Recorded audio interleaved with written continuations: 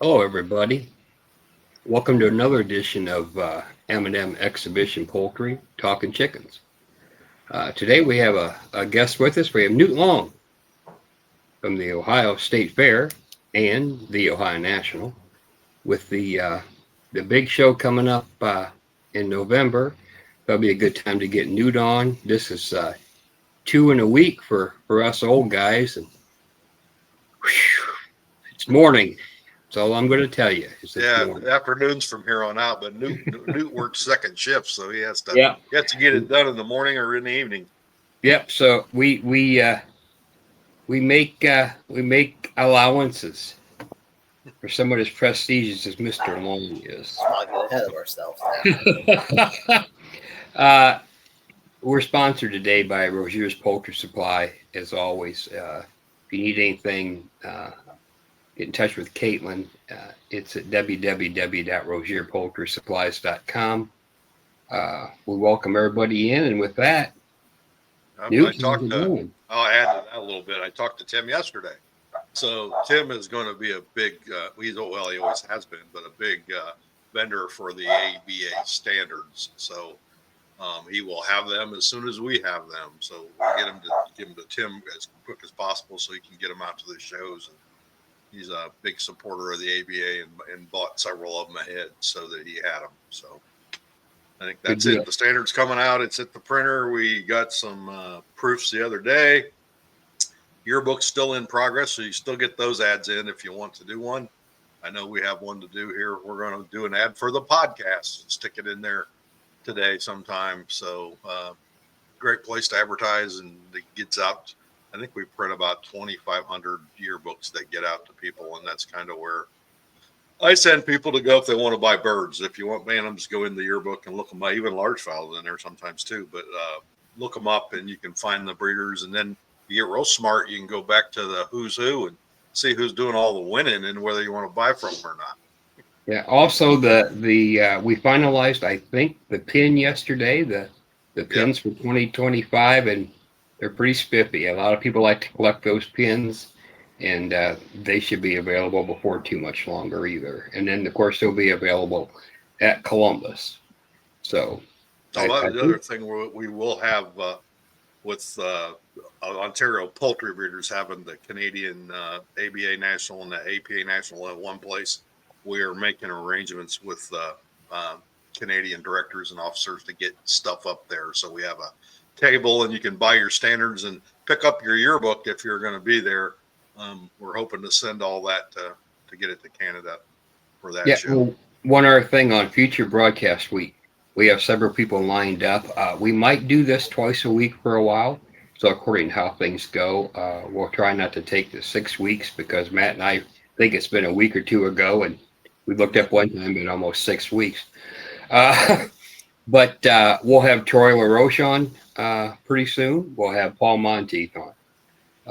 We may have Beamer, but we don't know if that's advisable because of community standards to have Mr. Beamer. Actually, I should be worried about Monteith on.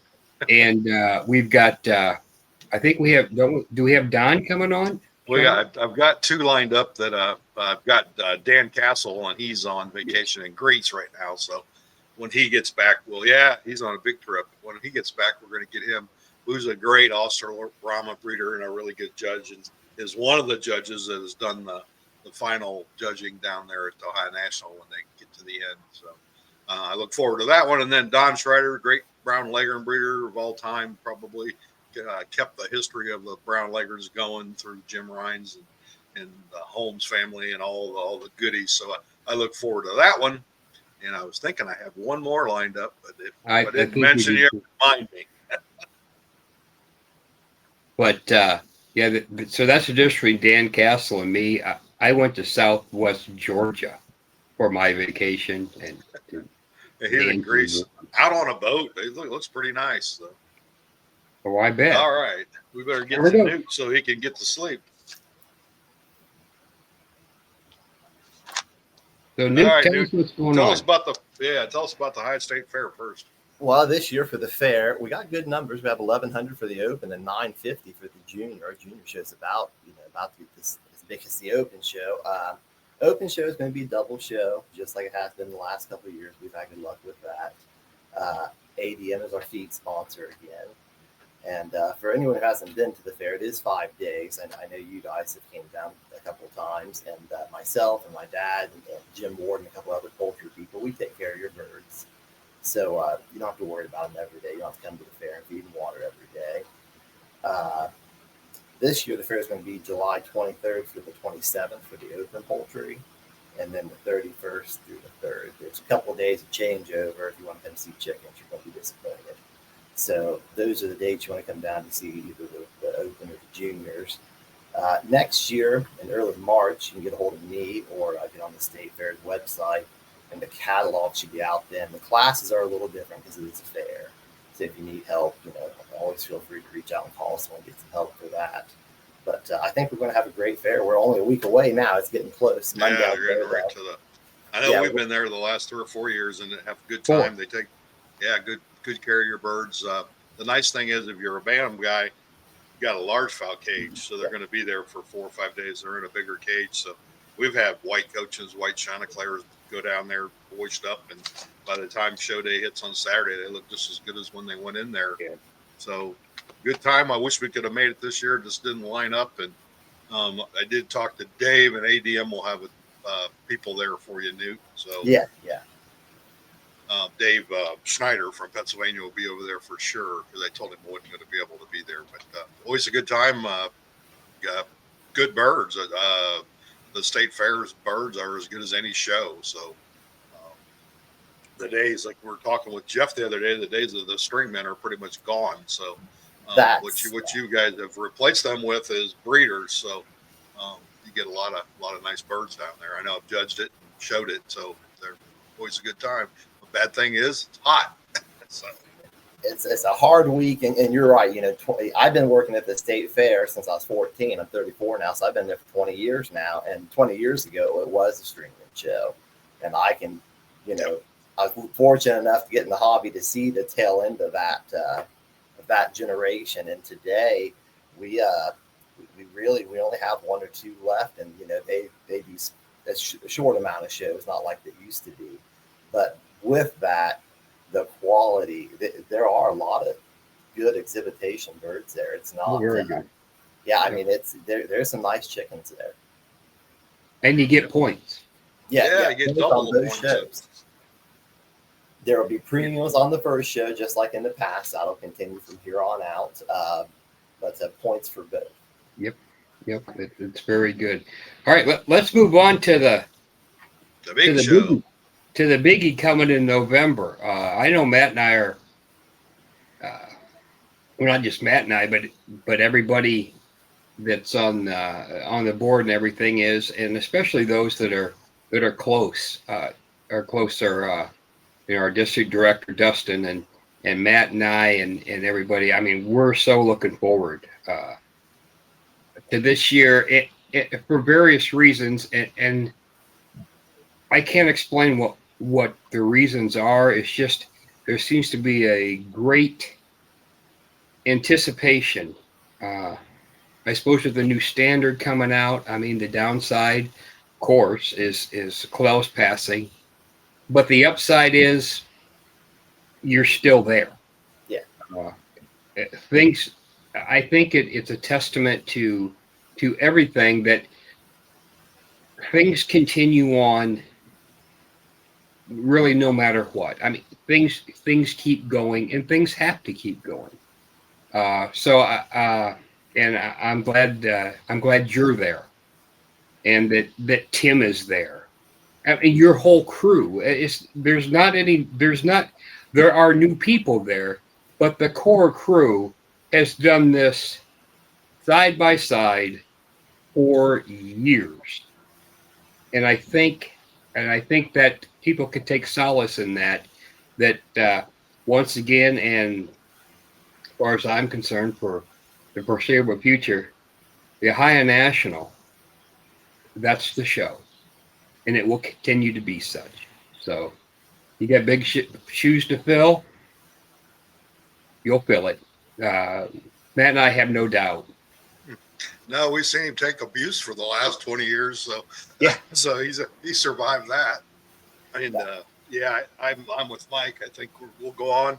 That's the way he wanted it. I mean, he was planning for a big show in 2033, and I said, Clell, I don't know if any of us are going to be around for that. So some of us will make it, some of us won't. But the good thing about it, I think, what kept him going, and you testify to this, is looking forward to that state fair every year, then looking forward to the higher national after the state fair, and that whole process just kept him going probably longer than I thought he would go. So And I it think we're never going to be ends. fine.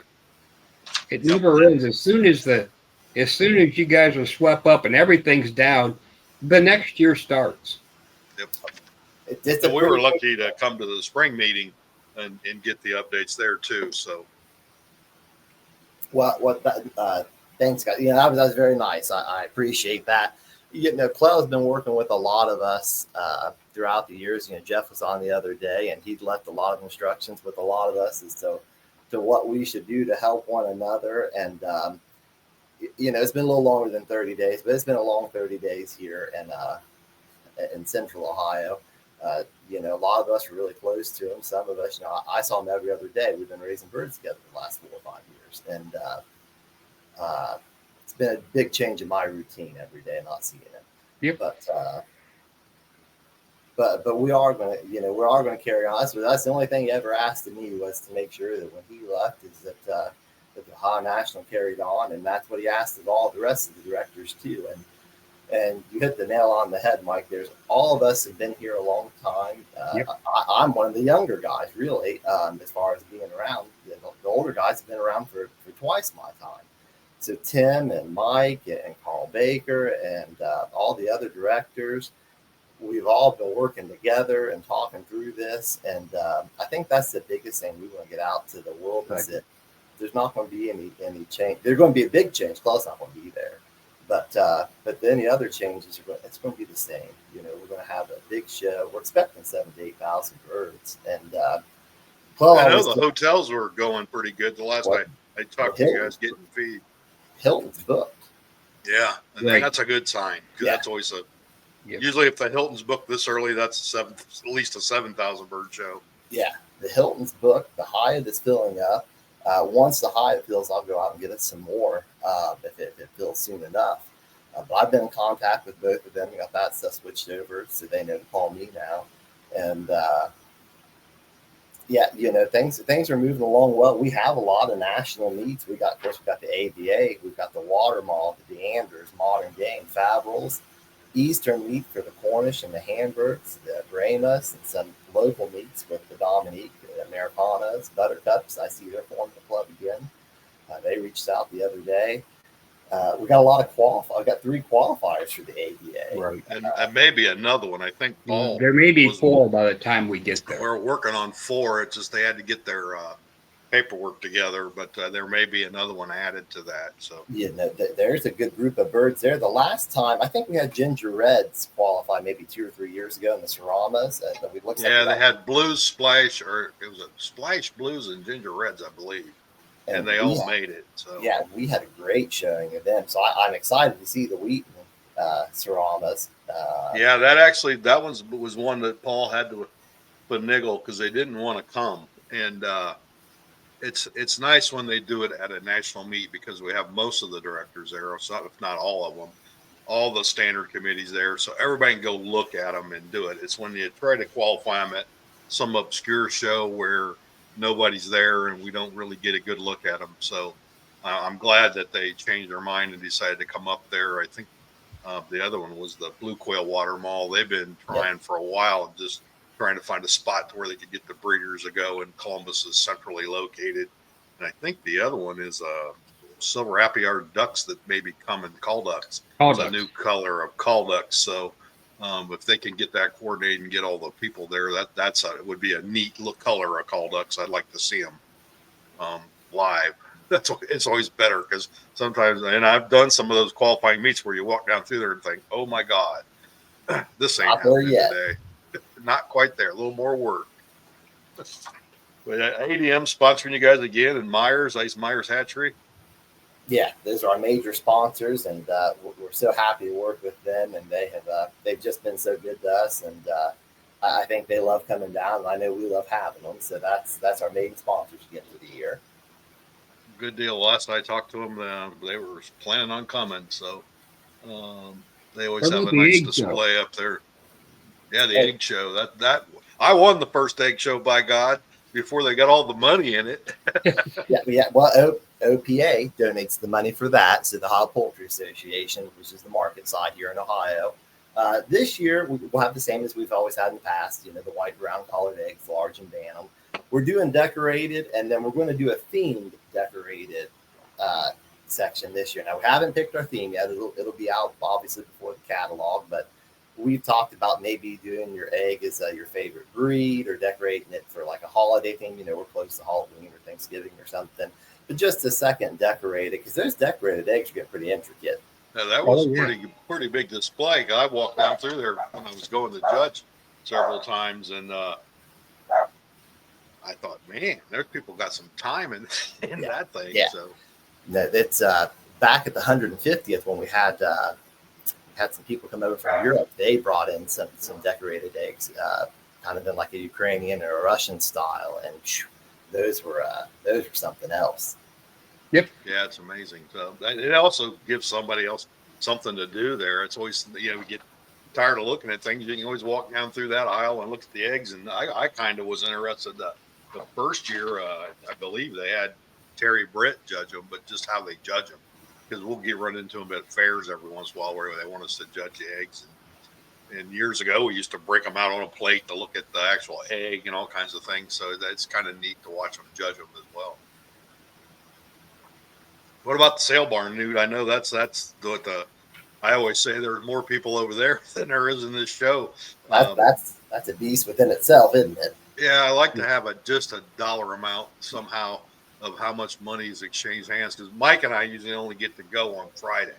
So we'll take some time on Friday afternoon after we get the birds put away, and I said, let's go to the sale area just to see it, because we never get back there after that. And yet last year, was it the White Runner? That lady had a hog trailer that had little pens in it, and each pen was full of White Runner ducks. And she was selling those things so fast, I told her she had a lot of money, about this big, almost like Alexandria, and couldn't get them ducks sold fast enough. And I told him, I said, I'd just like to know, what kind of numbers this turns in that weekend. Well, it's an affair all of its own. Eric Markley and Lee Reed, their directors, that is their child now, and they do an excellent job of taking care of it back there. That's a full-time gig gig by itself. And plus, they had Guy Ruchenbarger over there supervising all weekend last year too. So hopefully they got paid extra. Yeah, Let me interrupt just to say, and that's another important thing about the Ohio National Columbus, is that people come from all over not just around, hi Kitty, but from all over the country to look for stock, and it's there. That's the only place you can find a lot of rare stuff. Exactly, and people that you would not suspect have it, they have it because they supplement their income by raising and coming there, so you can see it, you can pick it, you make your deals, whatever you're going to do there. But I think that's very important. That's where you go. Even when we were kids, I mean, this is 50 years of this. I mean, it used to be in the show and yada. We were talking about. We remember coming in and there was Tommy Stanley with everything. But I mean, you got there early, and you got there and you went through, because that was a poultry show in itself. Things you will never see anywhere else is there, not just in the show, in those sale pens, and I think it's phenomenal. It really is. It's something else. Now, what I would like to remind everyone is, if you do want to sell, you do have to show. With the rules now here, yes. we need the information, make sure you're MPI pre-approved and all of that stuff. So that is a part of the deal. It's just not its own. It is its own swap event almost back there, but it is a part of the show and you have to be an exhibitor. Last year, I think we did 90 spots. and that's a great help for us because that really helps fund that second barn. We are too big to be in one, but rent, we have a very high rent there for those nice buildings, and we want to stay there, and and those sales spots really help. So it's a wonderful thing for the show. It's a wonderful thing for people to sell and help pay for the feed bill. Exactly. When I was a kid, that amazed me seeing all of that, because that was the place you saw stuff that you would never see somewhere else. Yes, exactly. All right, sorry to interrupt, but I thought that was kind of important for people that are just thinking, well, I don't know, I really don't have anything to show, but I should go. Well, if you're looking for anything, come. Enjoy the weekend. We have a good time. Everybody's exhausted by Saturday night, but we persevere through Friday night and Saturday night and have a great time, because you'll see people you've only read about, only heard about, or if you're an older exhibitor, you see them once a year, and that's why you go, because they will be there. It's a community thing. That is very important. I don't know how many times I've said there have been people that were there that tell me they were there, and I never seen them. Yep. So with the judge in front of it, we, like Newt knows, we very seldom get out of that building, the front building, and don't get to go over there and see all of that other stuff. So the other thing I seen, you're having a showmanship clinic on Friday night, which would be a good thing for kids. I get questions, and I know Mike does all the time about showmanship, and the problem with both places, Ohio's pretty consistent, I think, across the county fairs and the state fair with showmanship, but some of the other ones are kind of crazy. So it'd be nice to see the kids get the opportunity, if they want to take advantage of it, to go to that clinic. Yeah. And that'll be probably upstairs. Yeah, that'll be upstairs Friday. We just want to touch base with the kids. We've had a lot of requests the last 2 years for it, and we've kind of had some big shows, and we decided this is a year to hit it. It's just showmanship's different across the country, from California to Ohio. It's not. Oh, yes. It ain't the same. So we just want to give them a chance to say, this is what we look for here in Ohio, and try to give them a fair shot if they're not necessarily close to here. Yep. Sounds good. You got some deadlines there. I'll let you read them, Newt, that you need stuff in by. Yeah, well, for Breed Club meets, we'd like it in by August 15th. Vendors are just now starting to come in. And the big change for that is we need to email info@ohionational.org. Me and Tim are taking care of that, and that email is just on our website, so you don't have to memorize it. Just go to our website and click contact us, and me and Tim and the rest of the club will get it. Vendors are coming in. We've had a lot of breed clubs already. The catalog expected out September 15th. It'll probably be out a few days early. That'll be on Facebook and the website. Entries going to be due this year, October 7th, which is about the same time as usual. We're going to do tags and stuff at my house this year. That'll be probably the biggest change for a lot of guys that have been going to Clell's house for, his house there.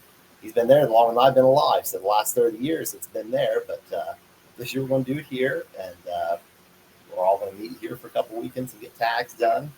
And then on November 1st, Saturday, is setup day. And, that Clell always told me, and it's the most truest thing he's ever said to me, was that is the Ohio National. The second weekend's a show, and it's a lot of fun with a lot of work. But that first weekend, those people, you guys, all the directors, all the club members that come to the spring meeting, that come to the summer meeting, that show up there, that's the Ohio National. And there's a few people just show up for that. They used to be, there are. I was always surprised that we have a group, that's all they do. They come and just help set up. The downside is Mikey and I is in Arkansas this year, so we won't be there. Our backs will probably appreciate it, but we're going to be out there, so we'll be doing some traveling. We got I think from the 1st of September to the end of December, we're like somewhere every weekend. And the great thing about that, anybody that's local and listening, go. The food is fantastic. Yep. At lunchtime, when everybody just sits there and bullshits, that is very enjoyable, and you kind of get refreshed. And there's refreshments, and you can go and, hey, if you can't throw cages and bottoms and stands, you know what? There's plenty of other stuff. There's tags. There's cups. Whatever you can do. if it's for 2 or 3 hours, that's 2 or 3 hours that really help. When you're trying to put on an 8,000 bird show, 5,000 bird show, let alone that 10,000 bird thing we had not too. I mean, it's amazing that it's all done in a day. And we I do. was We do the amazed main last year how much was done at lunchtime. Yeah. I mean, when we got back done with lunch, there wasn't a whole lot left to do. And I'm talking about shavings and tag hanging. It was where they were to the back of the building. Yeah, no, shavings and tag. We have done really good the last couple of years. And fortunately, we get a couple of 4-H clubs up in the Morrow County area now. It's a kind of a community service. And when we make a donation to them, they're helping tear down. Yeah. Last year, we had them come to help it set up. And, that is our door money that we charge people to come in that don't exhibit. That's what really funds that now. Yep. And you won't hear anyone in the club complain about that fundraiser. No. No, they do a great You'll hear job. no complaints. No. And that gives you guys, when everything's done and you walk through, I reckon on a Sunday and going on through the week, you can fine tune. You can actually see, oops, we missed this, we didn't miss that, we need to do this. That's invaluable. Yeah. Because there's only so many of you. Yeah. No, that's what, just hitting the double cages is a project by itself. Oh, yes, that exactly. takes a long time. Yeah. So, but I think that covers this. I think we're going to have a good show. I know people are getting excited. A lot of people have reached out, and I'm glad you guys reached out and invited me on, because that's just the main thing we wanted to hit across, is that when we come this year, we're going to miss them, but it's going to be the same, and that's what we really wanted. Right. Yep. Sun comes up, sun goes down. We just keep on going. So. Yeah. It's bad that I remember when Club took over. Remember, from Bob Fleming? That was in the early 70s. So I remember very well. That was a big ugly deal, but he took it over, and God, it's hard to believe it's been that many years later, that get a new person. But I think it's going to be in fine hands. How about the Red Bantams, Newt? Let's figure out how. That's my second love-hate relationship, Red Bantams. Well, I grew up with Polish, and here when I bought my farm a little bit ago, everyone thought I'd get back into Polish. I know you had some white Polish that you called me about, and I love Polish. And today, with work and life, Polish are for someone with a little more time than me. That's why they're not here. I love them. I just can't raise them for shit and keep them in condition. And finally, it's a couple breeds are that way. I love them, but I just had to give them up because I just don't want to. Like you said, you don't want to be out there every day, and if you miss a couple days, you're screwed with a white Polish. Yeah, no, you're out of business. And so when I started helping Chloe with his birds, he was having some health issues. So on the way to work, I'd stop in Grove City, take care of his chores, tell him to work. And I really, and I knew Chloe had red since I was a kid, but they had no appeal to me. And once I started taking care of those little red Bantams, I thought, boy, I fell in love with them. And the line that Chloe had was George's line, and they're excellent layers, and they're even butcher them. The males will dress out pretty deep. Yeah, they're nice birds. And the hens have the temperament of a dog. I mean, I put them up at night, they just follow you. There's no males get a little feisty, but the hens, they're great to be around. They're great 4-H birds. It's great to sell them here, and Chloe did for years too. Sell them as 4-H starter birds because of their temperament. And so I really fell in love with them and been showing them. And Chloe was trying to get me trained up in them. This year, never-ending battle. Yeah, well, it is, because if you get the collar right, by the time you've got the collar right, the comb's messed up, and all of a sudden the tail's too high or too low. I always said as long as I had them, and I do, when I get this mess down here straightened up, Newt, I'll bring you a ton of red stuff, because it's the only breed I think I've ever raised, maybe other than Columbia. There's never no comfort level. And the worst mating you have is 2 showbirds. And it just doesn't make sense. But that's the one where Jeff was talking the other day about compensative mate, not extreme matings, but compensative mating, where you, with reds, you got to do that all the time. And you can't get rid of nothing because you might need that piece of the puzzle 3 years down the road. And you don't want to have all good wing color, because after about 2 generations, you have no wing color. They're all black. Right. And so you got to have all those pieces. Very few people have been able to do it with any consistency. Common present day, probably Rick Bond and Dennis Myers are the two that come to mind that have hung on in red bantams and red large. Well, they both had red large fowl as well. So, and still can produce a good bird year after year after year. That's the thing. Mike always said, reds, we can screw them up in 5 years. And Clell will tell you that too. In the day, it's whether you had enough knowledge to go fix it. And so it's always a continual process. I think if you raise reds for 40 years, you probably fixed 40 years of problems every year. You never got to the point where you thought, I'm done. I don't have to do anything else to these. That color is so intricate that you always have to be doing something different. There's just no comfort level. Well, That's my red brand. Yeah, there isn't a comfort level. Fortunately, there is a lot of good stuff out there. They're reprinting Blue Ribbon Reds, and I've read that several times, and that's a great resource to go to for me, just being more of a novice with them. But you're right, that's a harder collar pattern. It doesn't appear it would be, but it is a difficult pattern. And it's one you have to handle a bird. So, they're a horrible cage judge bird because they can look great from outside the cage. And I don't know how many times him and I have been at a show and go, oh man, look at that red. Then you go get it out. It either has way too much black in the wing or none. Right. You very seldom get any medium birds. So Or the one thing I always liked out of them is I could go grab a red out of the yard and not touch that bird and win best of show. I can't say that with anything else that we have. Maybe black Wyandottes. Occasionally we could do that with a black Wyandotte that had been running out, but these white birds are a lot more work. The reds just let them run in the dew and they clean themselves up, and the temperament is second to none. I mean, like you said, you got to kick them out of the way to feed them.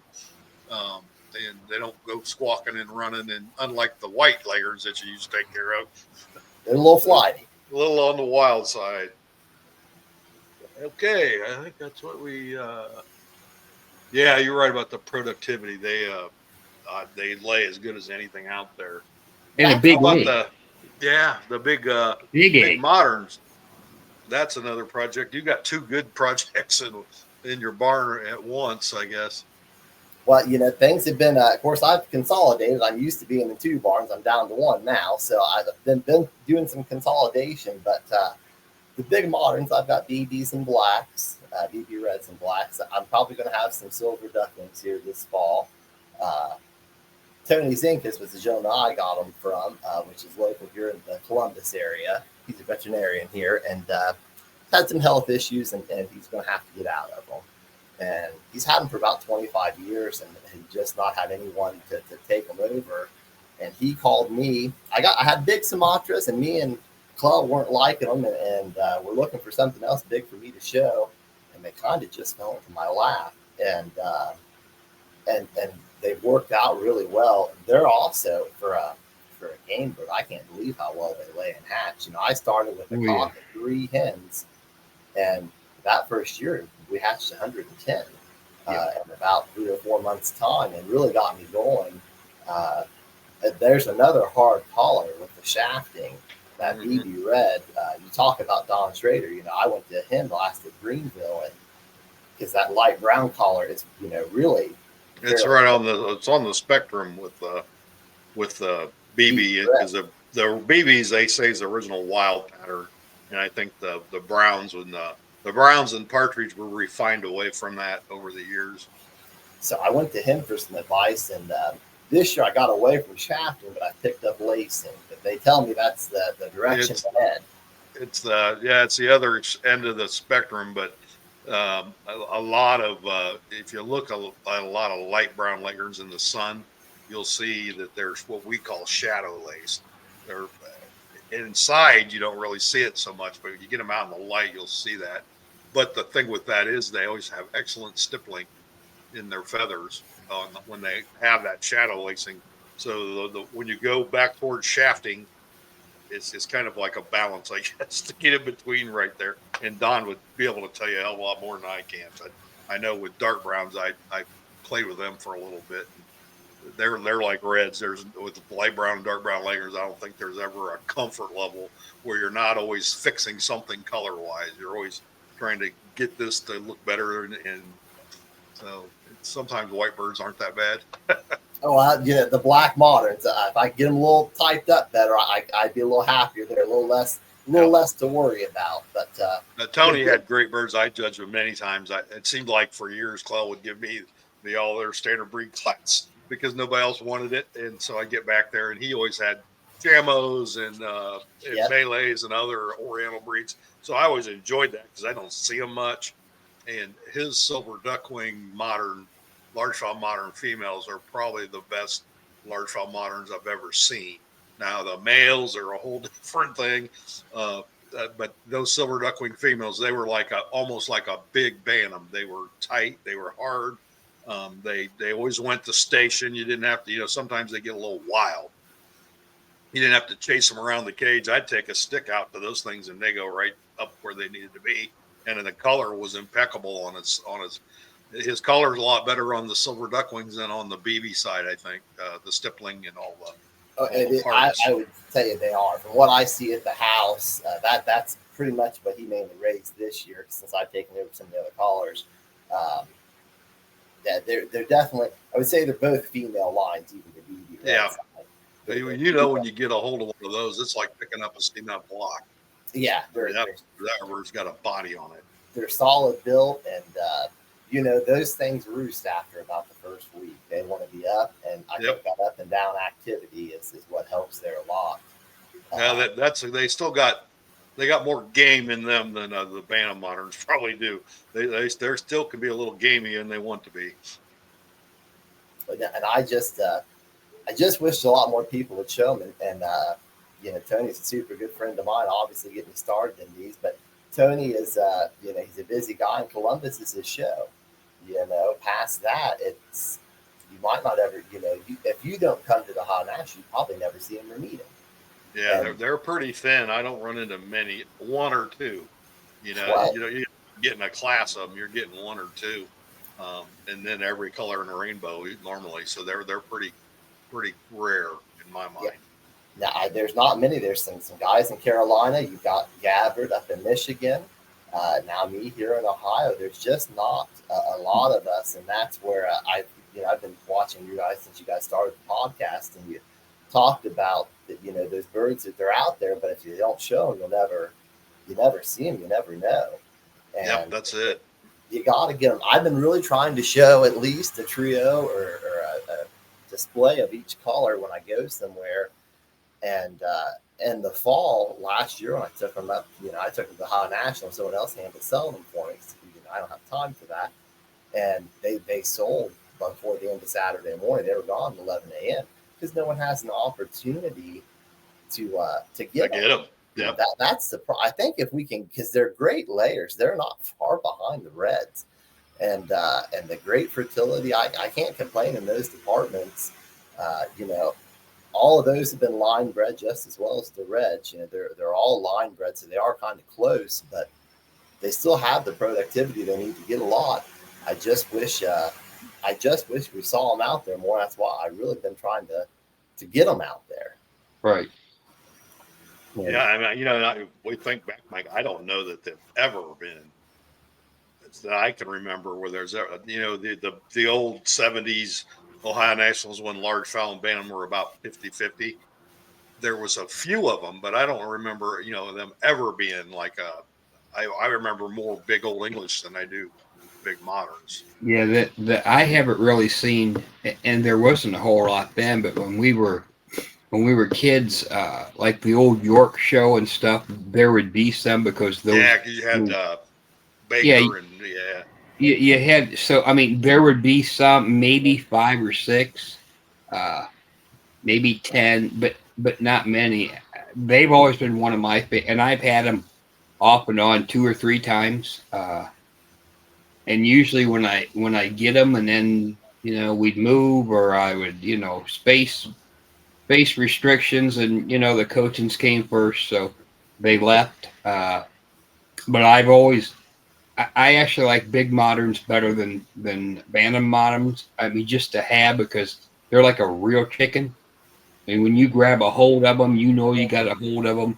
If everything went to hell, they'll raise their own and will protect their own. I mean, they're a really neat chicken. I like handling them. I love doing. They're Sometimes not the as big old weather English they don't, sensitive. They're not huh? as weather sensitive as the Bantams, I don't think. No, Because I know Tony's had them in Ohio and Newt's had them they're tough. and God knows Gabbard up in Michigan. I think a They're lot of their outside. pens are outside. So Yeah, no, these here, they're extremely, my barn is heated, but I don't heat it because it stays above freezing, so I don't worry about it. I do have a furnace if I need it. But Tony keeps all his outside. Yep. And then I know Gabbard does too. They're tolerant. You might have some, a frosted comb on a hen or something, but as any bird and too cold of weather. But they're very, very tolerant of it. I was going to say the only other big breeder I can think of moderns when I was younger would have been Bill Wolf with the big red. yeah, and that was actually later on deal. So he had got those red piles, just for the little side thing. But gosh, I'm trying to think back. The best ones I can remember were actually Henry K. Miller had BB red large fowl. And I remember that some of the old Pennsylvania shows when he was still going, Yep. that he wouldn't bring a bunch of them, one or two, but they were probably as good a ones as I've ever seen. I've seen some real bad ones over the years too. So, but it's a good, neat breed. I'm glad that you're working with them. And again, like you fall into this shit like I do sometimes. Like I never expected I'd have this or that, but they just end up in your lap. So. Right. So that's how the Chanticleers got here and a couple other things, water malls. So it's not that I was setting out to go do that project, but they just kind of landed here. So, all right, I think we got everything there. Yeah. Anything else you want to talk about? He's probably saying, I need to get to bed. No, that's fine. The only other thing I think we talked about with the National, just touch on, a lot of people have called about Clell's artwork, and that is out there still in a trust situation, but that will, if everything goes according to his wishes, that'll be auctioned at our show. What show, we don't know yet. It could have to happen this year. It might be next, but Clell wanted to done at the anniversary, our 75th anniversary show. For other reasons, it might have to happen before then. But there has been a lot of calls and reach out about that. And I guess for the people out there that don't know, if they didn't know Clell or been to his place, but above Newt's head up there, he had several Schilling original pictures that come from the standard prints. I have lots of them myself too. So I got to stay away from the auction. All right, that'll be. I ain't got enough walls. They're stacked up in here now. I don't have enough walls there currently to hang them all. So he had some gorgeous ones, and he always said he was going to auction them off to benefit the Ohio National down the road. So that'll go to the club account to benefit the club. So that'll really help financially keep the club going for probably many years to come. And it was probably in the early 80s. The APA was struggling a little bit, and they needed money, and that's where those were sold at the Ohio National auction. Old Ed Miller and Mike and I had been to his office many times over in Mount Vernon, Ohio, but he had one of those architectural blueprint file cabinets. All those pictures were in there, and from every revision had a different set, so they were kind of in order of how they went. So when Ed passed away and they cleaned out the office there in Mount Vernon, the APA decided to raffle those off. So a lot of those pictures, I know Claude bought some privately too, but a lot of those and a lot of the ones that I got were from that batch. Yeah, he got a lot from there. He told me the same story about the architectural doors, and I've heard that. Yeah, they were gorgeous, and they were just every breed in there. And just stacked up. So like 40, I think I started in the 30s. He had them. The very bottom was like the 30s, but all those breeds were stacked up there. It was kind of neat if he'd let you get them out. He was kind of fussy about them sometimes, but to look at the changes in the standard pictures as the years progressed. So Even some of the ones I have are from the 30s and 40s, and then I look at some of the newer ones. So, and then Schilling was right about the end there in the 40s. So a lot of those 40, 50s was about the end of his, time. Right. So the progressions are a lot different. And, he was famous for taking a white rock and then making it a partridge rock and then making it a barred rock and using the same shape but changing the feather pattern. And he had a knack with the pictures to be able to do that, which today wouldn't be no big thing, but back then you got to imagine in the 40s and 50s to be able to manipulate those photos. So it's gorgeous artwork. I know at the 150th show, Duff Welly was selling his collection, and he probably had the biggest one that I knew of. And a lot of people got pictures from Duff. I ended up with a couple partridge coaching. He had a lot of Burgess too, I think, didn't he? Yeah, we had a lot of the older ones. So my Sewell upstairs, that is a partridge coaching Sewell, come from Duff, all rolled up years ago.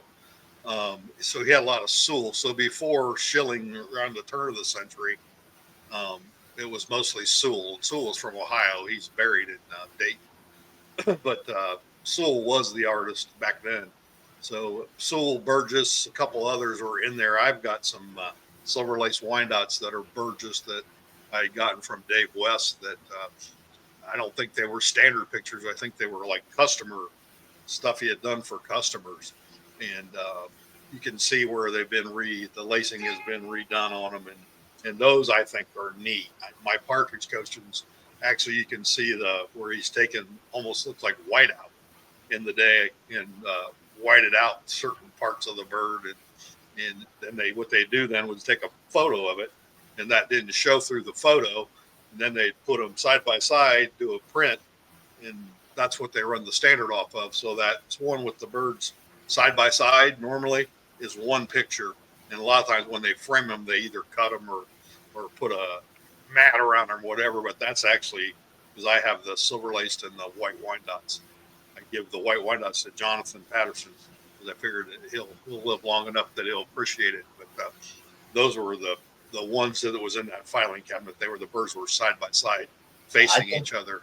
I believe that's what I've got the pair here. I can only see the hen, but what they done is they cut them and then they reframed them because I tell you what, to frame that big monster, this has been 30 years ago, was probably $300 or $400. I would hate to think what it is now because I tell everybody the pictures are cheap, the frames are what kills you. No, so, Plug gave me those buffs, and on the account of if I would go get them reframed with museum glass, and today that $300 or $400 does not cover that today. That is a higher price. Yeah, it's the framing is the big one upstairs. I got that from Emily as a Christmas present, and I know there was tears in her eyes when she had to go pay that bill. So I don't know what it cost. It's like maybe 3 by 5. It's huge, and I think I kept them together. I kept I'll have to get a picture and stick on here sometime, but I kept the two birds facing each other, and that was a Sewell from like 1911 instead of having them split. So, yep, that's a neat. I can't wait for it. I want to see it, and I want to tape my mouth shut and keep my hands out of my pockets. Anything else you got there, Mikey? I think we're good.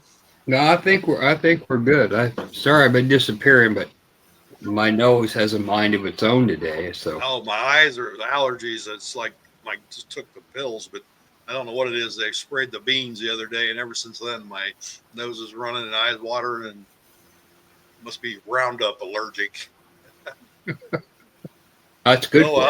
Update on the Merrick's thing. So talking to a couple people while we've got some time here. So I'm still running the sheep drench in it every other week. And I think they've been on the ground a couple of months now, and I haven't had the first one. So by now I would have had problems if I was going to show up. So nothing so far.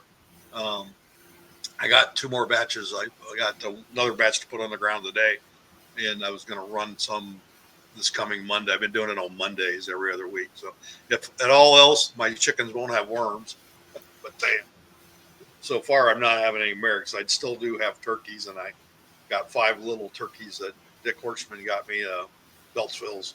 running around out there. So there is some turkey dander going around too. So I don't know.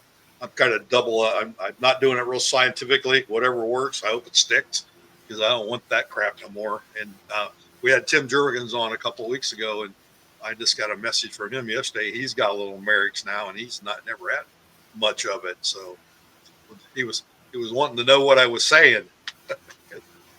So that's all I got, I think. We'll get Well, off I here guess and the only thing new here is I did manage to, I shut the incubator off, and then I brought you those eggs, and you hatched them, and then me being the genius that I am, I turned mine back on because I didn't have any. We got those Creole Old English, so she was laying, and I got impatient, so I stuck 9 eggs in the incubator of hers, and of course, a few blacks and brown reds and bantams. Oh yeah, 8 of the 9 hatched. I think I set 25 eggs. I got 22 chicks. It's not the time of year for me, but I got them. nope. And I come home from vacation, and there she is. She's sitting in the back, so there's 9 eggs under her. So if we get 8 more, hey, we're in business. They're in the krill business. Yeah, that's your fault. He goes, we need a color of Old English. What color do you like? I said, well, I always like Creole. But we went. Matt Hain happened to be there and didn't have any, but he found us some. So now we got Now Creoles. we're back in Old English. I've only been in Old English, I don't know, 45, 50 times. Been in it 50 years, been in and 40 out of years. it 25 times anyway. Yeah. All right, Newt. Well, thanks for being on. We'll Thanks, get Newt. off of here. Thanks And for having me. looking forward to the State Fair and the High National. All right.